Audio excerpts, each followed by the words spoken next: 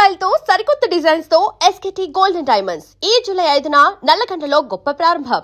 ఫౌజీకి ఒక 6 months work చేశాను. Art డైరెక్టర్‌గా వర్క్ చేశారు. సో, ఫౌజీకి సంబంధించిన స్టోరీ గాని, అండ్ ఆ క్యారెక్టర్స్ గాని మొత్తం మీకు తెలిసుంటది. సో, ఎలా వస్తుంది సార్ ఫౌజీ? అంటే అది మామూలుగా రాదండి. పెద్ద పెద్ద హిట్ అది. అంటే ఇప్పుడు అన్ని ప్రభాస్ గారు అన్ని సినిమాలు ఒక ఎత్తయితే హ్మ్. ఆ సినిమా ఒక ఎత్తాడు. అంటే మా చేత సంతకాలు పెట్టించుకున్నారండి. ఏం చెప్పకూడదు.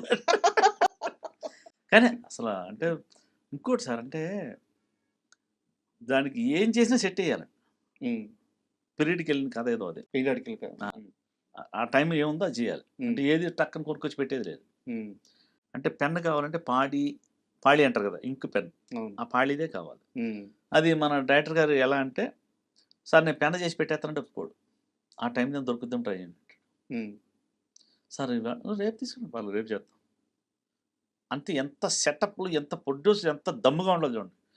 ఇంత వెనకాడరండి ప్రొడ్యూసర్‌లు. నాకు ఆ 'చెర్రీ' గారు ఆళ్ళని చూస్తే అమ్మా! వీళ్ళు కదా ప్రొడ్యూసర్‌లు అనిపిస్తుంది. అంటే నేను ప్రొడ్యూసర్‌గా చేసింది కూడా చెప్తున్నా. ఈ ఏమంటే అది. ఏం కావాలంటే అది. సెటప్ అంటే సెటప్. 500 మంది జూనియర్స్ 500 మంది. 1000 మంది. మేము యాక్చువల్లీ ఊర్లో చేసుకోవడానికి ఒక 40 మంది అంటే, 40 మంది కావాలా? ఓ పని చేద్దాం 20 పెట్టుకొని 20 డిస్ట్రిబ్యూట్ చేసి డబుల్ చేద్దాం. ఎగ అలా చేసుకొచ్చా. అంటే మన బడ్జెట్ లేదు కదా! అదొక లెక్క. ఆ! వాళ్ళు అలా ఉండదండి.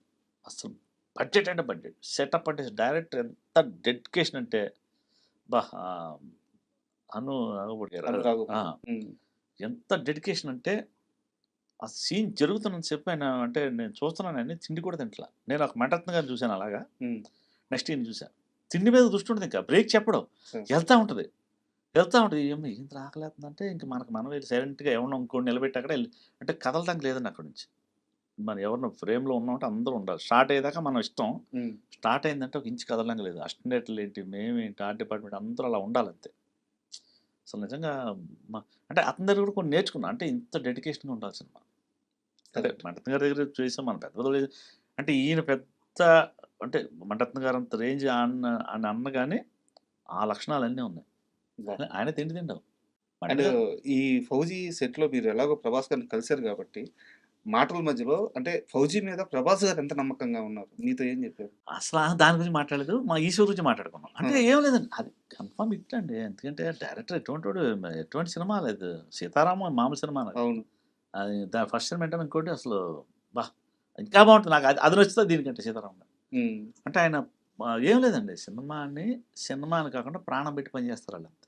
నేను 'సావిత్రి' అదే చేసుకున్నా. నాకు 38 రోజులే కాల్ షీట్‌లు ఉన్నాయి ఈళ్ళందరియి. 38 రోజుల్లో ఫస్ట్ కాపీ అంటే మొత్తం అవగొట్టేయాలి. మొన్న బడ్జెట్ 3,00,00,000 అంటే నేను అంటే ఇన్వాల్వ్ అయ్యి చేసుకుంటే 2,80,00,000లోనే ఫినిష్ వచ్చేసింది ఆల్రెడీ. హ్మ్. ఇంక 20,00,000 సేఫ్‌లో ఉన్నాయి. నేను పెట్టుకున్న బార్డర్‌లో. అది ఇంక ప్రమోషన్‌కో దేనికో వాడతాను. Remove safe. చేసుకో. చూడండి అదే ఇప్పుడు ఏమైపోద్ది ఒక్కసారి నేను పూజ కూడా ఎందుకేసానంటే సినిమా ఫినిష్ చేసొచ్చి పూజేశా. ఇంతవరకు ఇండస్ట్రీలో ఎప్పుడు ఈ పని చేయలే. సార్ యాక్చువల్‌గా మీ గురించి నాకు తెలిసింది ఇంకోటేంటంటే, ఈ సినిమా, ఈ ప్రయాణం అంతా పక్కన పెడితే, డివోషనల్‌గా కూడా మీరు దేవుడికి బాగా అటాచ్ అండి. బాగా ఎక్కువగా నమ్ముతారు దేవుడిని. అంటే సార్ నేనొకటే సార్. ఈ గాలి పీల్చాం, వదిలాం. ఈ గాలి అయిపోతే శవం. అందుకని శవం అనుకోవాలనేది. హ్మ్. శవం అంటా ఉండాలి. ఈ శవం గాలి ఉన్నంత సేపే మనిషి. లేతే శవం ఇది. నేను ఇందాక చెప్పినట్టు కన్ను తెరిస్తే జననం, కన్ను మూస్తే మరణం. రెప్పపాటు కదా ఈ పయనం. హ్మ్. అందుకని మేమేంటంటే మా మా మా పిల్లలేంటి మేమందరం ఏంటంటే తెల్లారట్లా 4కి లెగాలి డైలీ. హుహు. 4కి లెగాలి అంతే. ఇది రూల్ ఇది. మీరు నైట్ 2 గంటలకు షూటింగ్ అయింది. ఆయన 4కి లెగాలి. హ్మ్. తలస్నానం చేసేయాలి. దేవుడి దగ్గర కూర్చోవాలి. చక్కగా అలంకరించుకోవాలి. దీపాలు పెట్టుకోవాలన్నీ. ఇక మనకొచ్చిన అంటే మేము శాస్త్రోక్తంగా చేస్తా బాగా. అంటే ఎలా అంటే ఇప్పుడు ఒక మనిషిని మనం ఎలా పిలుస్తాం అలాగా పూజ చేసేటప్పుడు అంటే ఒక రూల్స్ ఉన్నాయి కొన్ని. ఆగమార్థంతు దేవానాం గమనార్థంతు రక్షసాం కురు గంటారామం తత్ర దేవతాహ్వాన లాంఛనాం. గంట కొట్టి దేవుని ఆహ్వానించాలని ఫస్ట్. హ్మ్. వచ్చావా? కూర్చో నాన్న కూర్చో. ఇదిగో కాళ్ళు కడుక్కో నీళ్ళు ఇస్తున్నాను. హస్త ప్రక్షాళయామి, పాద ప్రక్షాళయామి, శుద్ధ ఆచమనీయం అంటే ఇది ఎందుకంటే అండి ఒక రూల్ ఉంది. తెలియక వేరే మతానికి వెళ్ళిపోతున్నావంటే నువ్వు కరెక్ట్‌గా తెలిస్తే ఎళ్ళవు. హ్మ్. తెలియక మిడిమిడి జ్ఞానంతో వెళ్ళిపోవడమే. భారతదేశంలో పుట్టావు. హిందువుగా ఉన్నావు. హిందువుగా ఉన్నప్పుడు నీదేంటి? నీ హిందూ మతం. నీకు రాముడు, కృష్ణుడు నీకుంది. ఇప్పుడు వారధి ఎంత కనపడుతుంది. అవును. హనుమాన్ చాలీసాలో యుగ సహస్ర యోజన ఫర బాను లీల్యవతాహి మధుర ఫల జాను అన్నాడు. అంటే యుగం సహస్రం అన్నీ దాటి నేను వెళ్ళి సూర్యుడిని పండు అనుకుని తిన్నాను, నా మూతి కాలిపోయిందని తులసీదాస్ గారికి ఆంజనేయ అక్కడి నుంచి చెప్తే ఈయన రాశాడట.